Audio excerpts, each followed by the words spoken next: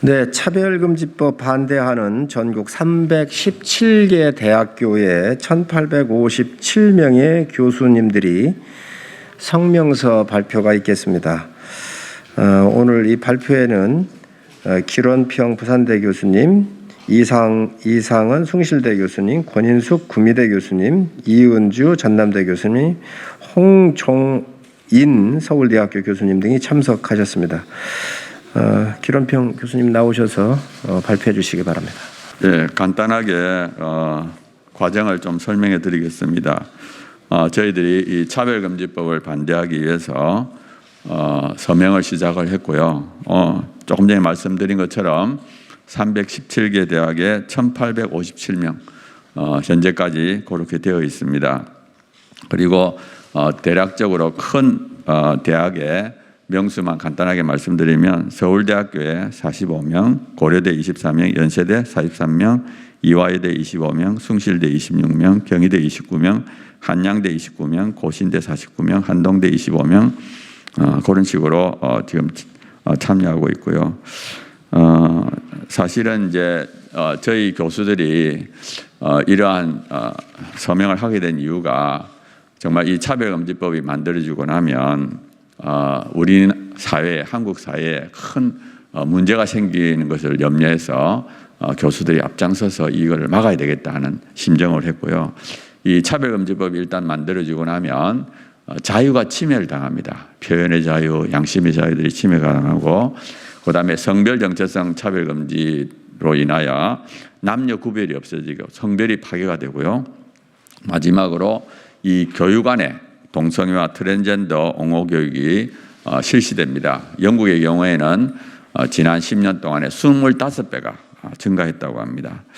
제가 사실은 부산 경남 지역의 학부모들이 저를 많이 찾아와요. 자기 자녀가 이렇게 딸인데 남자가 되겠다든지 이런 것을 찾아왔는데 부모들이 얼마나 답답하면 정말 제 앞에서 눈물을 흘리면서 정말 이걸 좀 자녀들을 바꿀 수 있도록 그 마음을 바꿀 수 있도록 해달라고 그렇게 말씀을 하는데 정말 그분들이 얼마나 정말 고통스러워하는지 모릅니다. 그런데 이 차별금지법이 만약에 통과되고 나면 그러한 아이들이 너무 많아지기 때문에 그래서 우리가 적극적으로 이걸 반대하고 있습니다.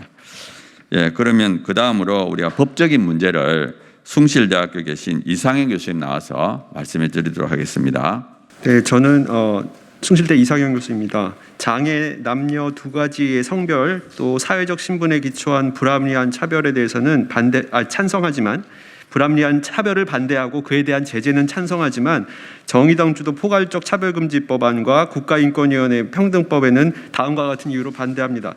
먼저 포괄적 차별금지법은 차별금지라는 공익을 앞세워서 사인과 사인의 행위를 국가기관과 개인 행위와 동일시하게 규제하고 개인과 기업 상호 간의 이익들을 섬세히 비교 형량하지 않는 무분별한 자유억압의 법이로 평가될 수 있습니다.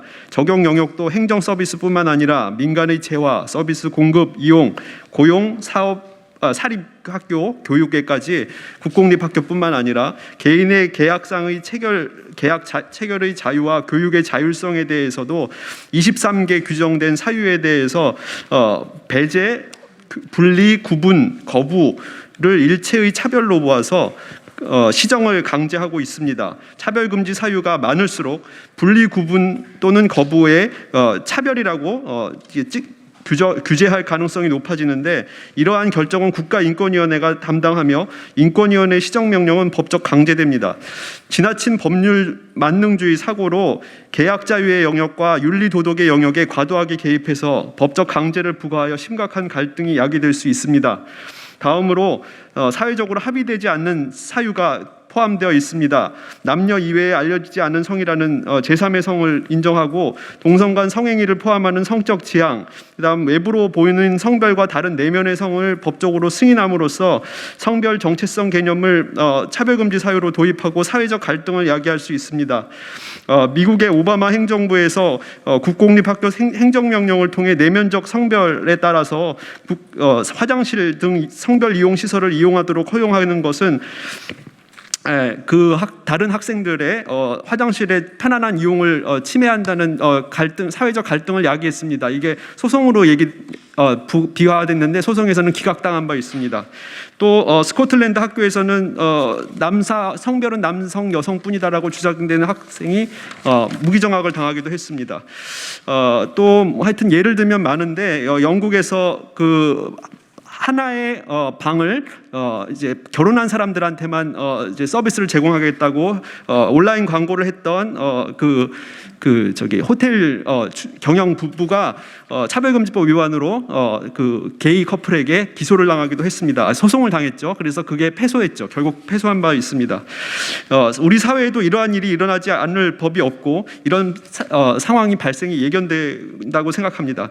마지막으로 인권위 시정명령에 강력한 법적 강제력을 부과함으로써 지나친 권한을 부과합니다. 중립적인 차별시정 기관임을 이미 벗어나고서 민간 퀴어 축제에 참가하여서 적극적인 동성애 옹호 기관으로 변모한 인권위원회가 종립대학, 기독교대학, 동성결혼 영화상영 불허나 자발적 성매매, 다자성애, 낙태옹호 특강을 불허한 결정을 모두 다 시정하라고 명령을 한 바 있습니다.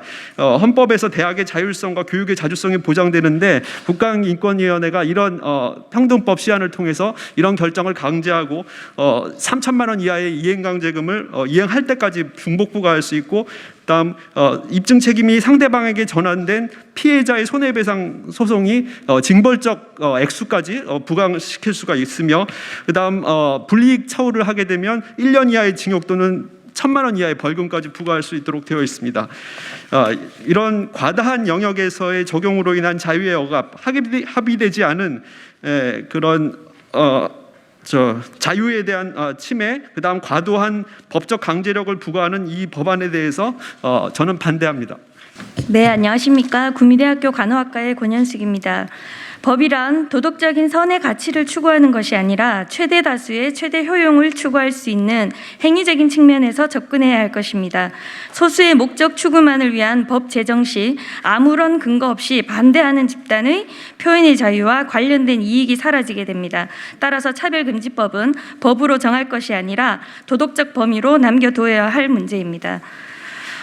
현 발의된 정의당 법안에 따르면 제2조 4호와 제2조 5호에서 각각 성적 지향, 성별 정체성 용어의 정의에 대해서 지금까지와는 다르게 이성애, 동성애, 양성애, 성별에 관한 인식 등의 용어를 이용하여 구체적으로 명시하고 있습니다.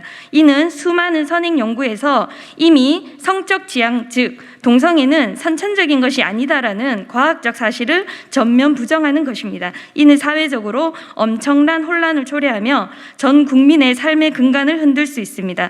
또한 3조의 가족 및 가구의 형태와 상황에 대한 차별 금지를 말하는 것은 동성가족, 동성혼, 근친상간 등의 합법화의 길을 터주게 될 것이며, 이는 건강한 가정과 사회 풍토가 해체되는 결과를 초래하게 될 것입니다. 동성간 성행위로 인한 남성 동성애자들에게 드리워진 암울하고도 치명적인 HIV와 AIDS는 이들의 불행한 인생 만로를 우려케 합니다. 남성 동성애자들은 정신질환, 특히 심각한 우울증과 불안장애, 자살 충동 등이 높을 뿐 아니라 실제로 이성애자들보다 자살률이 월등히 높다는 사실 또한 심각성을 드러내고 있습니다. 2018년 보건복지부와 질병관리본부 국정감사에서 제시된 21개 대학병원과 에이즈 연구소, 질병관리본부, 국립보건원 등의 공동 연구 결과에 따르면 남성 동성간 성행위와 에이즈와의 상관성이 명확한 상황 속에서 차별금지법 제정으로 인해 반동성애 활동을 불법으로 처벌하는 것은 대한민국 국민의 공중보건적 건강을 심각하게 위협하는 것입니다. 특별히 2000년 이래 에이즈 신규 발병이 전 세계적으로 35% 감소하는 추세 속에서 유독 대한민국만이 특히 20, 20대 남성이 가장 심각한 상황은 대한민국 다음 세대가 백척간두의 위기에 직면해 있음을 걱정하지 않을 수 없습니다. 인간이 태어나서 사람답게 산다는 것은 당연한 권리이며 인권은 참으로 숭고하고 귀한 것입니다. 그러나 우리는 인권을 반대하는 것이 아니라 행위를 반대하는 것입니다. 우리는 사람을 반대하는 것이 아니라 행위를 반대하는 것입니다. 현행 개별적 차별금지법에서 보완할 점이 있다면 합리적으로 개정하는 것이 바람직할 것입니다. 동성애적 행위는 개인적, 사회적으로 크게 유해하므로 법 제정을 하면서까지 이를 보호, 조장, 권장할 이유가 전혀 없습니다. 세대가 아무리 인본주의적 가치관이 횡행한다 하여도 절대적으로 지켜야 할 불변의 도덕률은 존재하는 것입니다. 우리는 신앙의 양심, 자유의 표현의 자유를 가지고 이를 지키기 위하여 외치고 있는 것입니다. 감사합니다. 안녕하십니까. 저는 전남대학교 해부학 교수 이은주입니다. 정의당이 발의한 차별금지법과 국가인권위원회가 발표한 평등 및 차별금지에 관한 법률 시안을 살펴보면 많은 문제점이 있지만 저는 이 자리에서 두 가지 중요한 문제점에 대해서 말씀드리고자 합니다. 성별 정체성이 차별금지 사유에 포함되어 있습니다. 사람은 태어나면서부터 유전자 속에 또 신체에 남성과 여성이 두 가지 성으로 서로 다르게 확연히 구분되어 있고 다른 성은 없습니다. 사람의 성별을 신체에 나타난 성에 따라 남성과 여성으로 지금까지 나누어 왔고 현행 헌법도 이 같은 생물학적 성에 기반한 양성평등으로 되어 있습니다. 그런데 이번 발의된 차별금지법은 생물학적 성과는 상관없이 사람의 성별을 남성, 여성 외에 50여 가지 다양한 성별을 선택할 수 있다고 주장하며 이를 비판하거나 반대하는 것을 차별이라고 주장합니다. 의학자인 제가 보았을 때 이 같은 주장은 너무나 터무니없는 주장이며 만약 이런 것이 허용되는 사회가 온다면 가장 큰 피해자는 바로 여성 자신이 될 것이 분명합니다. 또 한 가지, 차별금지법이 차별금지를 요구하는 가장 중요한 부분 중에 하나가 바로 교육 분야입니다. 교육의 내용에 있어서 차별해서는 안 된다고 주장하고 있습니다. 차별금지법은 동성애, 성별 정체성 등을 차별금지 사유로 정해놓고 이를 반대하거나 비판하는 것을 차별이라고 주장하고 있습니다. 자라나는 우리 자녀들에게 이성 간의 성관계처럼 동성 간의 성관계를 학교에서 의무적으로 가르치겠다는 것입니다.